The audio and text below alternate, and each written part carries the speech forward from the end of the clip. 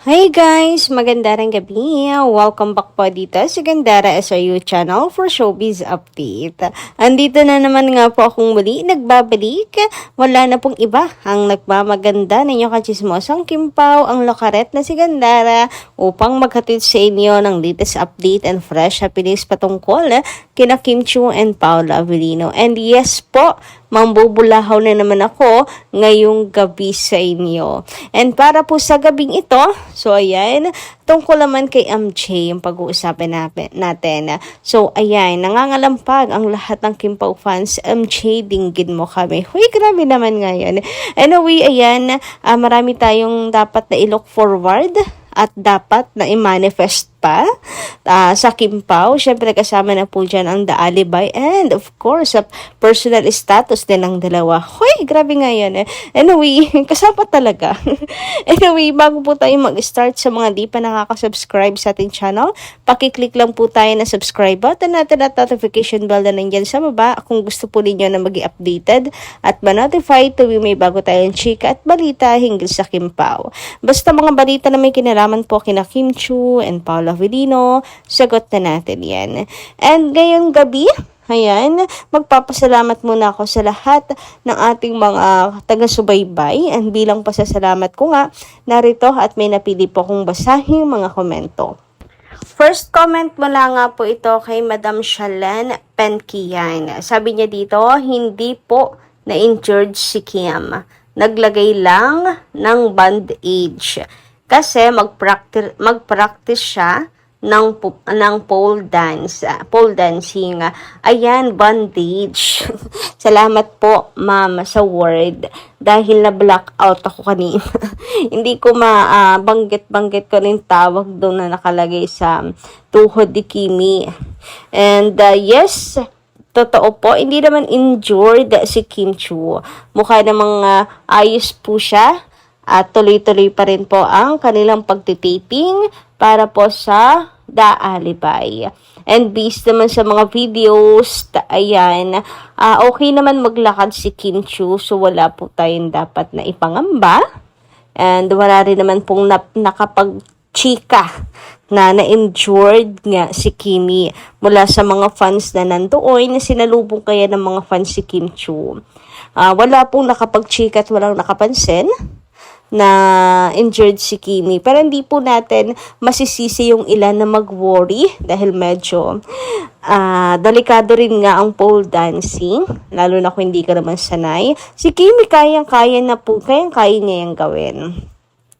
Pero may mga times na hindi natin naman of course masasabi. Lalo na ang aksidente kung kailan mangyayari. Baka mamaya madulas yung kamay ni Kimi, pinawisan pala siya, ganyan. So, pray na lang din po natin. Pero para maging kampante at panatag po kayo, hindi po na-injured si Kimi. Ayan, bawas-bawasan po muna natin yung ating pagkakape. Para hindi po tayo nervous na papraning. Alam ko namang mahal nyo lang si Kim and concern kayo sa kanya, pero relax lang po tayo. Anyway, sabi naman ni Madam Mila Carillo, shoutout po sa inyo, Ma'am Gandara, laging pinag-iisipan si Pao. Naiiwan niya si Kim. Bakit? Hawak ba nila ang buhay ng Kim Pao? Natawa naman ako dito, anyway, pag-usapan natin. Wala silang pakialam kung ano ang pagtiwala ng bawat isa sa kanila. Kim Pao, naging tapat ang bawat isa sa kanilang future na darating na araw. Basta matibay ang paninindigan ng Kim Pao, kaya walang makakasira sa Kim Pao. Palakasin ang kapit sa Panginoon, nagabayan ang Kim Pao. Pakiusap namin sa bashers, tigilan nyo na ang aming idol. Hindi naman kayo ginugulo. Trabaho lang ang hanap buhay. Good luck.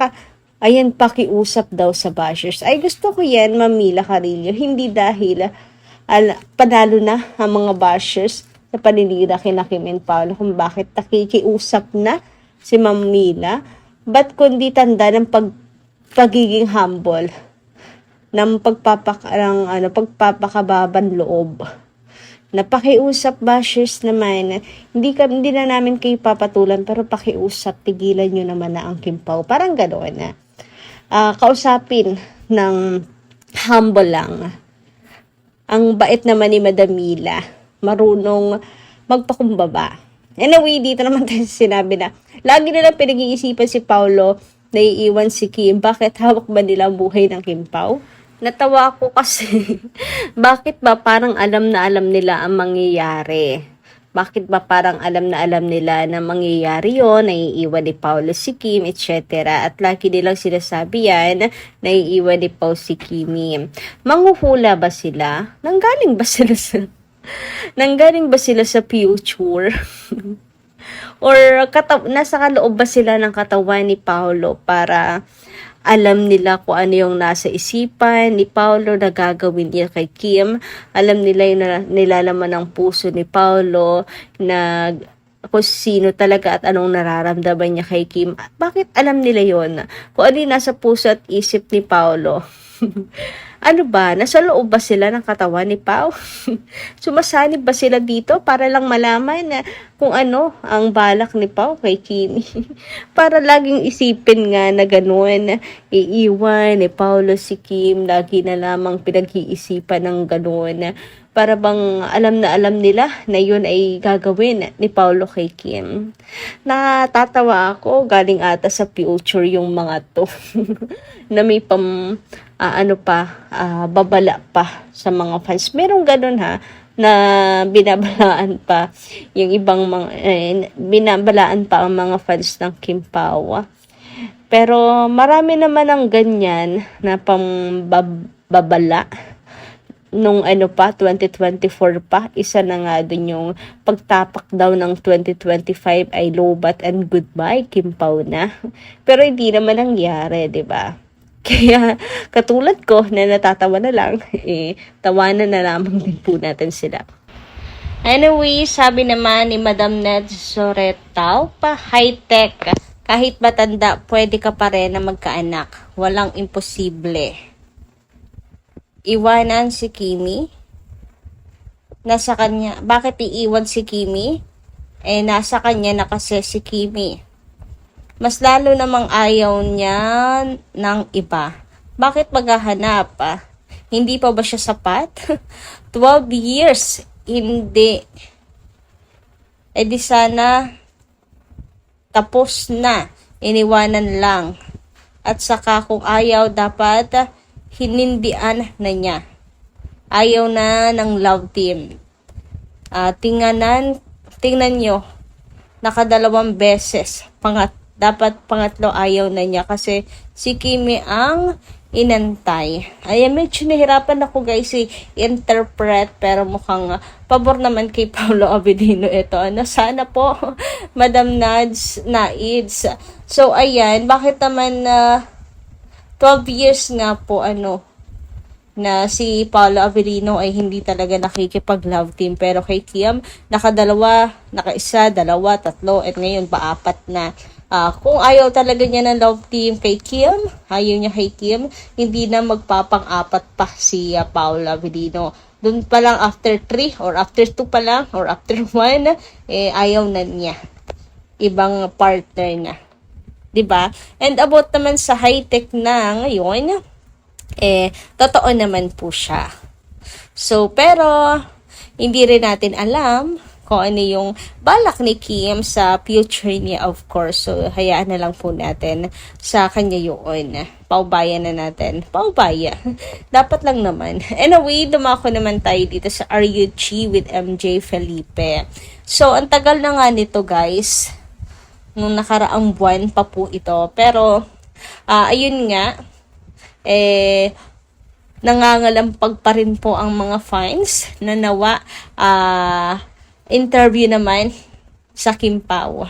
Since etong na may bagong segment sa MJ, baka naman ang most requested and awaited interview ng mga fans with MJ Felipe, nawa naman daw po mapagbigyan at mangyari.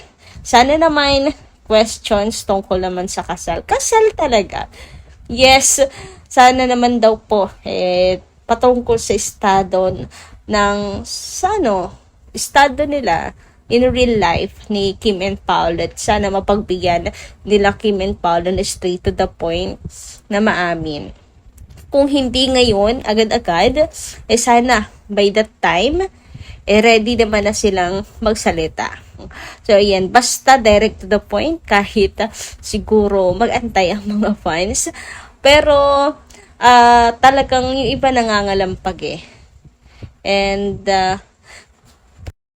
nawa nga daw mangulit din si MJ para dinggin ang at sigaw ng mga fans. Sana Kim Pao, hindi naman na siya bago sa Kim Pao, and siya lang naman po ang always na pinauunlakan ng Kim Pao ng interview. Ayan, hindi naman siguro magdadamot si Kim and Paul sa kanya. Pero malay nyo, pagdating po ng promotion, pagdating po, busy pa kasi din sa ngayon po ang Kim Pao.